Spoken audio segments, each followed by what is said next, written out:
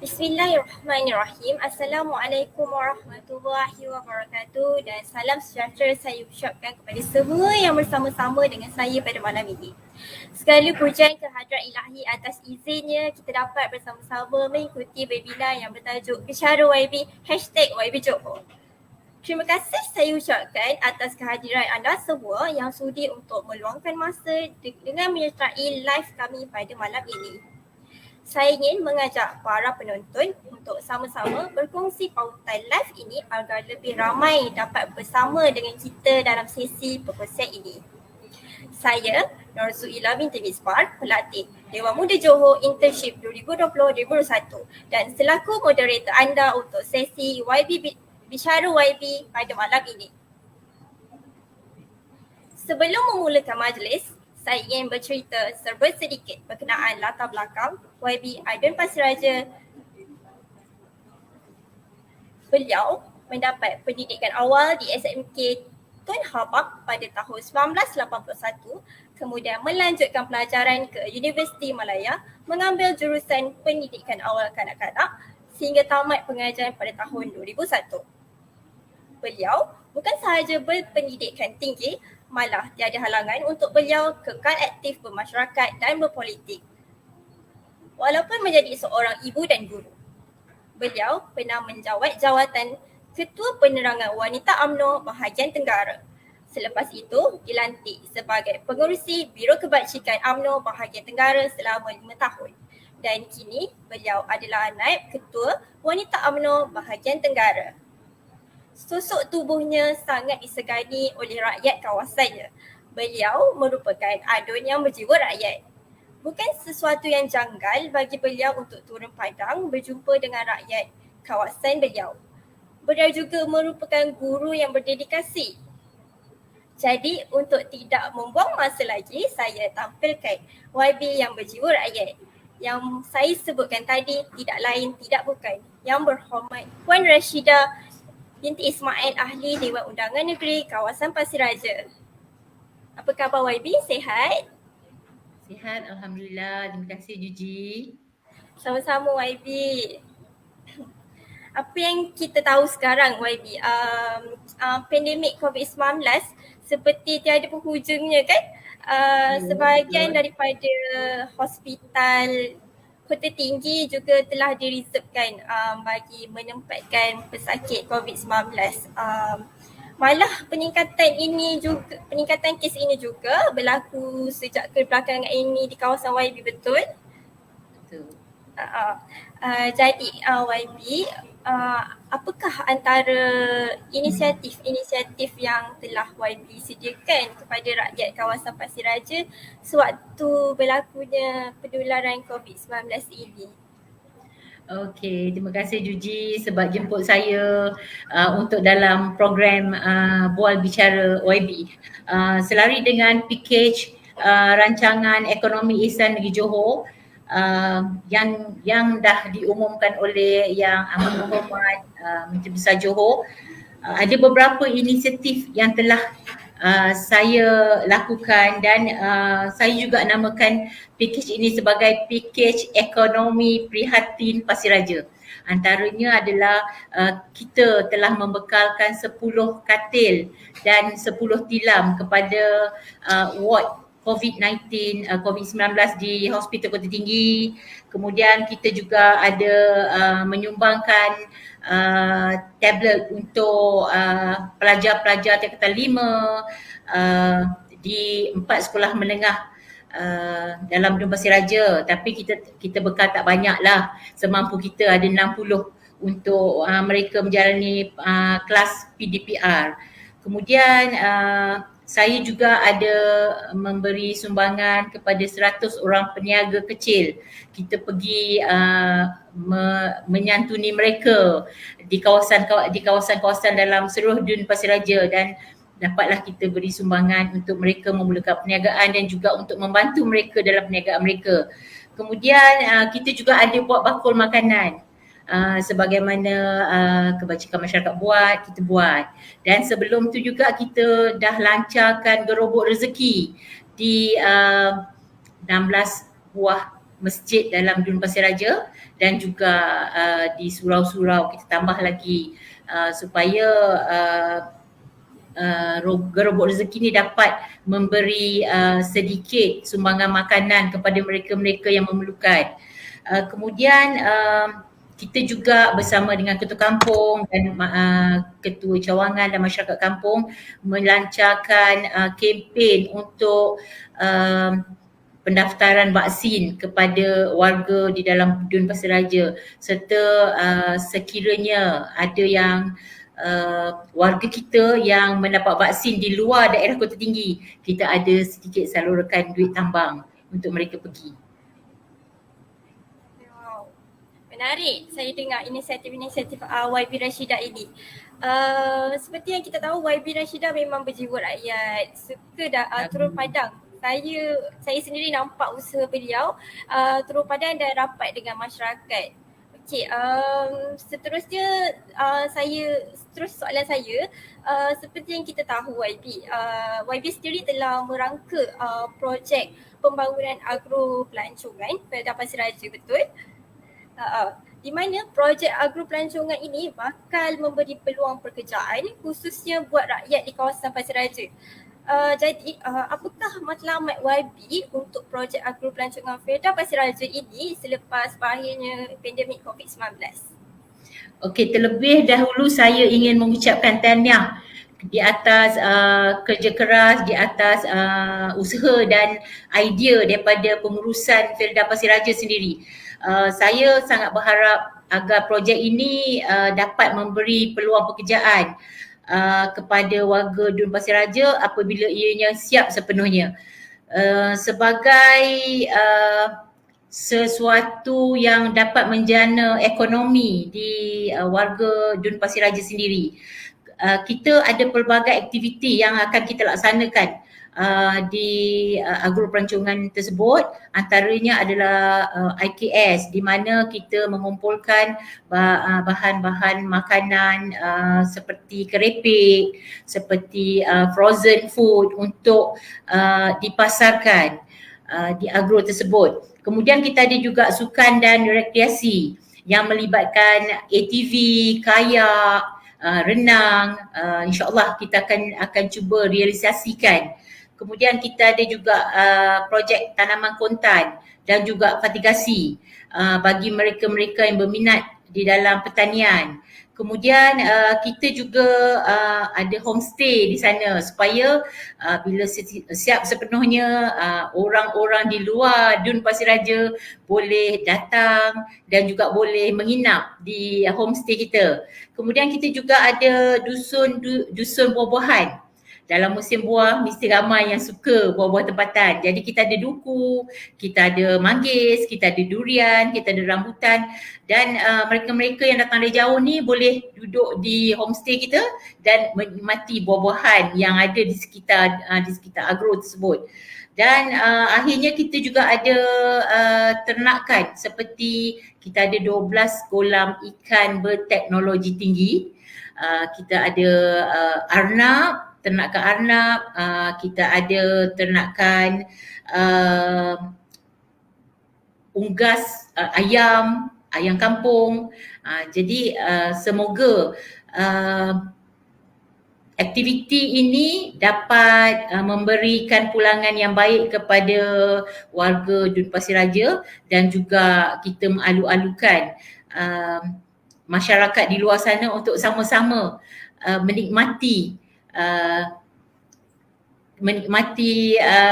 suasana kampung, suasana berada di dusun. Bagi macam masyarakat bandar, mungkin mereka tak terdedah dengan aktiviti-aktiviti kampung.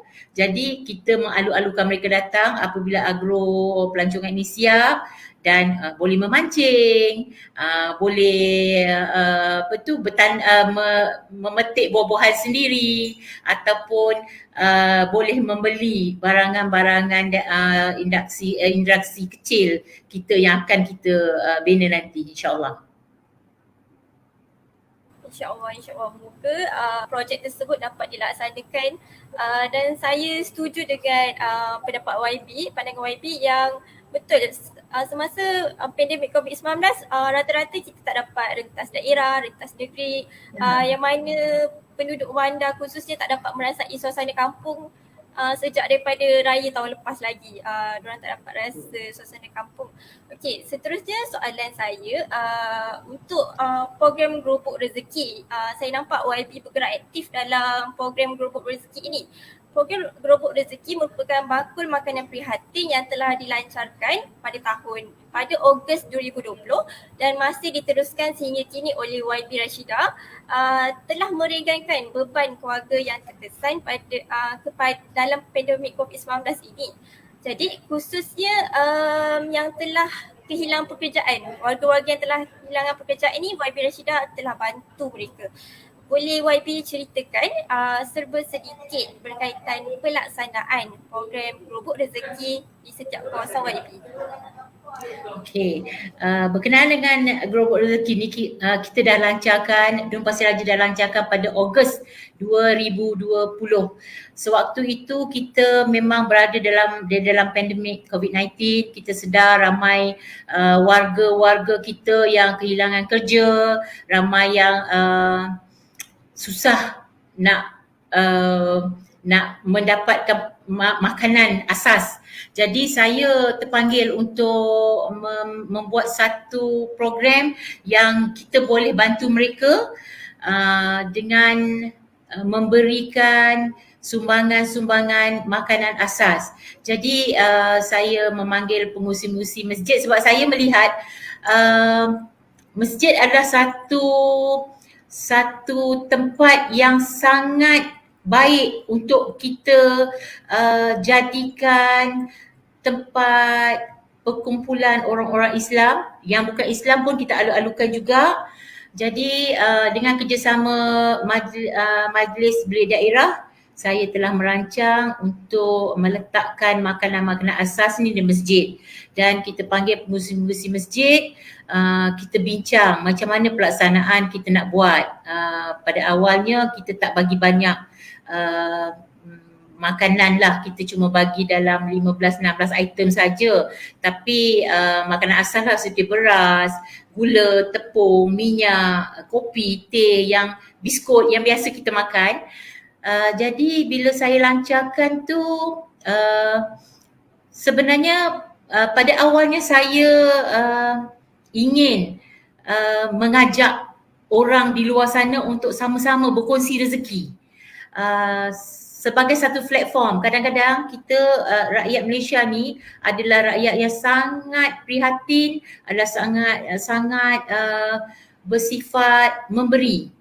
Jadi mungkin diorang tak ada cara, tak ada platform untuk menyumbangkan apa yang rezeki yang mereka ada. Jadi bila saya lancarkan program ini dan saya melihat hari pertama saya melancarkan tu, saya lihat ramai rupanya di kalangan kita yang tampil untuk sama-sama membantu. Daripada satu gerobok rezeki yang kecil boleh jadi satu tempat yang mempunyai keluasan yang besar untuk diletakkan barang-barang makan tersebut. Bila kita buat di masjid, saya mengharapkan agar masjid akan mewawarkan kepada jemaah untuk sama-sama menyumbang. Dan alhamdulillah bila kita dah buat, ramai yang datang menyumbang. Dan kita dapat membantu ramai orang. Dan orang yang datang masjid tu tak perlu dia orang nak isi form ke apa ke, tak payah. Dia cuma cakap maklum pada jatuh masjid apa yang keperluan yang dia orang perlukan dan masjid akan bagi. Cuma letak nama, nombor telefon, alamat. kenapa kita letakkan nama nombor telefon alamat tu? Supaya bila setiap bulan dia orang datang mengambil makanan, kita dapat kena pasti yang siapa sebenarnya yang betul-betul memerlukan. Mungkin dia nak dia nak apa tu? Dia nak maklumkan kepada orang lain, dia malu. Jadi dia ambil kat situ dan kita akan datang ke rumah. Sebab bila setiap kali mungkin dalam seminggu ataupun 2 minggu dia akan datang mengambil makanan, mesti orang tu yang memang tak mampu. Jadi dengan ada alamat, kita dah boleh pergi dan kita boleh pantau, kita boleh tengok dan kita boleh bantu sepenuhnya orang tersebut. Maksud saya, kita boleh salurkan di kebajikan masyarakat, di Baitumal untuk sama-sama bantu orang-orang tersebut. Dan alhamdulillah program tu kita terus lanjutkan hingga kini. Dan sekarang ni pun kita pun banyak terima sumbangan-sumbangan dan juga kita dapat membantu lebih ramai orang. Dan harapan saya agar program ini berterusan untuk kita dapat membantu walaupun bukan sahaja orang Islam yang ke masjid, tapi kita boleh bantu juga masyarakat kaum lain yang memerlukan bantuan. InsyaAllah. Betul YB. Saya setuju dengan pandangan YB sendiri. Sebagaimana masjid itu merupakan tempat tumpuan adun pasraja sendiri. Saya nampak memang dari segi penceritaan pandangan YB, YB siap turun padang datang ke rumah masyarakat rakyat di kawasan YB. Nampak YB bersungguh untuk membantu rakyat di kawasan tersebut. Moga pelaksanaan program kelompok rezeki ini dapat diteruskan sehingga habis pandemik ataupun sampai bila-bila. Okay. Seterusnya soalan saya, seperti kita tahu YB Rashidah ni telah berpengalaman dan aktif dalam bermasyarakat sejak tahun 1990 lagi. Portfolio pertama yang dipegang oleh YB Rashidah ini adalah Setiausaha Pergerakan Wanita UMNO Cawangan Kampung Kelantan sehinggalah sekarang menjadi wakil rakyat. Saya berbangga mendengar pengalaman dan background YB sendiri ini. Jadi YB boleh ceritakan serba sedikit mengenai pengalaman manis dan mungkin ada sedikit pengalaman pahit selama YB berkhidmat sebagai wakil rakyat. Okey, pengalaman manis tu banyak Yuji.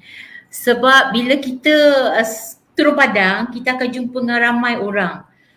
Dan pengalaman manis tu bila kita menziarah, masa saya sebagai pengurusi Biro Kebajikan, saya akan pastikan setiap laporan yang saya dapat, saya akan pergi tengok sendiri pemazaran mereka. Umpamanya orang-orang yang sakit, orang-orang yang susah, kita adakan gotong royong bersihkan rumah, kita ziarah, kita buat pampers, kita bersama-sama dengan Baitumal dan Kebajikan Masyarakat untuk kita membantu sama. Dan itu adalah pengalaman manis saya bila mereka-mereka ni sebenarnya orang-orang yang terutama orang sakit, bila kita datang ziarah, dia orang tu macam ada rasa hilang kesakitan dia orang. Dia menyambut kita seolah-olah disihat. Itu adalah satu saat yang sangat manis kita rasa sebab kita dapat rasakan kehadiran kita tu menjadi penawar pada mereka. Dan banyak sebenarnya pengalaman manis yang kita rasa, yang kita sendiri rasa. Bila kita bersama-sama mereka, kita sendiri rasa. Walaupun mungkinlah adalah kekangan-kekangan, tapi kita rasa puas sebab kita dapat membahagiakan orang lain. Dan pengalaman pahit adalah bila saya rasa saya istimewa lah sebab bila kita jadi pembangkang, kita gunakan apa yang kita ada untuk beri kepada orang lain. Sebab masa jadi pembangkang tu tak ada peruntukan, Juji. Jadi kita akan berusaha sendiri untuk mendapatkan dana untuk kita berikan kepada rakyat yang mengundi kita, yang tak mengundi pun kita datang juga. Bila kita dah dipilih sebagai wakil rakyat, kita tak boleh ada rasa awak undi saya kena tolong awak. Awak tak undi saya tak perlu tolong awak. Takkan ada rasa macam tu. Sebab kita adalah wakil. Bila kita menang, kita ada wakil kepada mereka, siapa saja. Bila mereka memerlukan pertolongan, kita akan pergi dan kita akan hadir untuk membantu mereka. Dan pengalaman nak kata pahit tak pahit lah, sebab macam mana kita nak bila saya berpegang prinsip begini tau, bila kita membantu orang, Allah akan bantu kita. Kita memudahkan urusan orang, Allah akan memudahkan urusan kita. Jadi itulah kot pengalaman pahit. Tak ada rasa. Tapi pahit tu sebab kita tak ada peruntukan nak bagi orang sebagaimana kita kerajaan. Bila kita kerajaan, kita dapat bantu bermacam-macam. Kita dapat bantu anak-anak muda yang nak ke universiti. Tak banyak sikit kita dah bagi dia orang sedikit sumbangan untuk menaikkan semangat mereka sebagai tanda terima kasih kerana mereka bertungkus lumus untuk dapat keputusan yang baik untuk membela ibu bapa akan datang, untuk melanjutkan pelajaran yang ke peringkat yang lebih tinggi, supaya bila dah dapat melanjutkan pelajaran, dah ada ilmu pengetahuan yang baik, dia orang dapat membina keluarga mereka, dapat membantu ibu bapa mereka. Dan itulah pengalaman pahit, tak berapa kot. Tapi itulah tak berapa nak pahit lah. Tapi kita ada pengalaman sebagai mula-mula kita kerajaan, lepas tu kita jadi pembangkang, lepas tu kita jadi kerajaan balik, kita dapat bantu ramai orang. Dan saya rasa kita jangan jadikan pengalaman pahit kita sebagai sesuatu yang membuat kita moral kita jatuh. Tak boleh. Kita kena jadikan walaupun pengalaman pahit sebagai sesuatu yang positif yang untuk kita mencapai dengan lebih cemerlang lagi, insyaAllah. Okay, insyaAllah.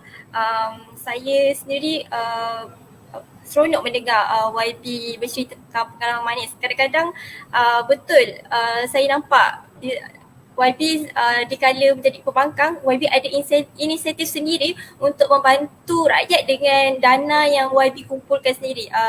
Saya nampak usaha yang wakil rakyat berikan kepada warga kawasan beliau. Jadinya tak salah untuk saya kata YB ni YB yang berjiwa rakyat, betul. Besar sangat tu. Besar sangat pujian tu. Seterusnya soalan terakhir lah YB, boleh? Soalan terakhir daripada saya. Sebelum saya menutuplah majlis bual bicara kita pada hari ini. Sebelum itu YB pernah menggalas jawatan sebagai pengerusi belia selama 10 tahun sebelum beliau dilantik sebagai Ketua Penerangan Wanita UMNO bahagian Tenggara. Jadi belia ni sendiri, apa yang YB harapkan pada masa kini yang bakal memerintah tampuk pemerintah negara? Belia akan menjadi, orang kata suara orang muda lah, orang muda. Jadinya apa yang YB harapkan pada pemimpin yang akan datang ni? Saya pernah jadi pengurusi belia selama 10 tahun, Persatuan Belia Laksamana, Kampung Kelantan, kampung saya. Dan pendekatan dengan belia ni sangat dekat dengan diri saya sebab kita pernah jadi pengurusi dan kita belajar banyak benda dalam Persatuan Belia ni sebenarnya. Dulu masa saya sebagai pengurusi belia, sebelum tu kita bukan terus jadi pengurusi, tak. Kita jadi ahli biasa, jadi ahli jawatankuasa, kemudian naik sebagai setiausaha, kemudian naik sebagai pengurusi. Dan kita banyak belajar. Masa zaman saya belia dulu, banyak yang kerajaan beri untuk belia. Kursus kepimpinan, kursus jati diri, macam-macam. Jadi untuk belia yang pada hari ini, yang hari yang makin canggih ni, saya sangat berharap agar para belia kena kuatkan jati diri mereka, pasak diri mereka dengan ilmu. sebab hanya ilmu yang dapat membawa kita ke kancah yang lebih mencabar. Kalau kita tak ada ilmu, susahlah pada saya untuk kita mendepani masyarakat pada zaman global macam ni. Lagi sekarang ni cabaran tu sangat besar bagi belia. Kalau kita tak ada pendidikan yang bagus, kita tak ada ilmu agama yang baik, kemungkinan kita tak dapat mencapai kecemerlangan dalam diri dan keluarga kita. Jadi saya sangat berharap agar belia ni dia kena bijak, kena berani biar bertempat, jangan berani tak bertempat. Kan ada belia yang berani tapi berani yang macam mencabar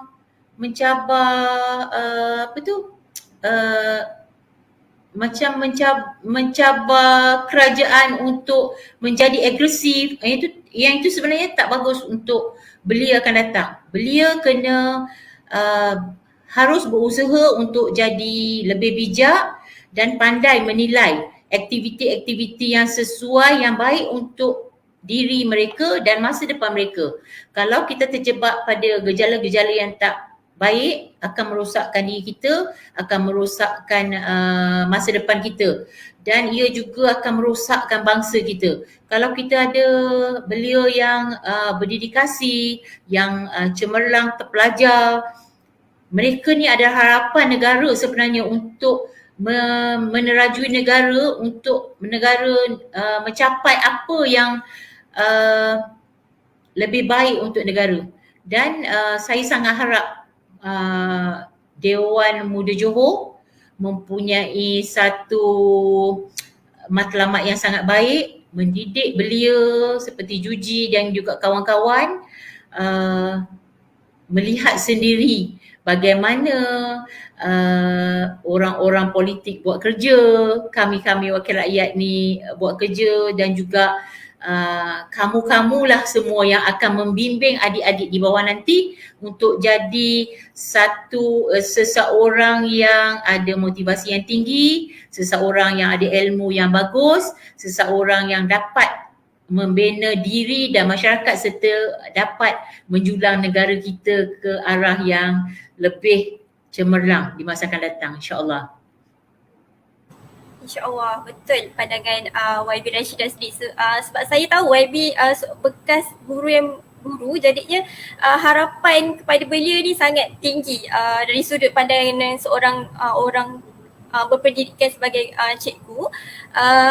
Jadinya betul dari segi pada pandangan saya sendiri, belia perlu ada pengalaman, ilmu pengetahuan agama semua untuk mereka sendiri bangkit dan menilai mana yang baik dan buruk untuk bantu tampuk pemerintahan negara yang lebih baik untuk tahun seterusnya. Jadi YB, sekarang nampaknya masa dan waktu telah mencemburui kita. Jadinya sampai di sini saja sesi bual bicara bersama YB Rashidah binti Ismail, Ahli Dewan Undangan Negeri Merangkap Adun Pasir Raja. Terima kasih YB di atas kesudian dalam sesi bual bicara ini. Saya doakan semoga YB terus berkhidmat tanpa rasa jemu dan berbakti kepada masyarakat dalam kawasan YB sendiri, ataupun tak salah untuk kita membantu di luar kawasan sendiri. Yang penting kita ikhlas, betul YB? Betul. Jadi semoga sesi perkongsian ini dan input yang diberikan pada malam ini dapat memberikan sedikit sebanyak kefahaman yang baik sebagai wakil rakyat yang membantu rakyat beliau di kawasan beliau, dan insya-Allah kita akan berjumpa lagi selepas ini dalam sesi bual bicara yang akan datang seterusnya, insya-Allah. Dan saya akhirilah majlis kita pada malam ini dengan lafaz wabillahi taufiq wa hidayah. Wassalamualaikum warahmatullahi wabarakatuh. Terima kasih YB. Sama-sama.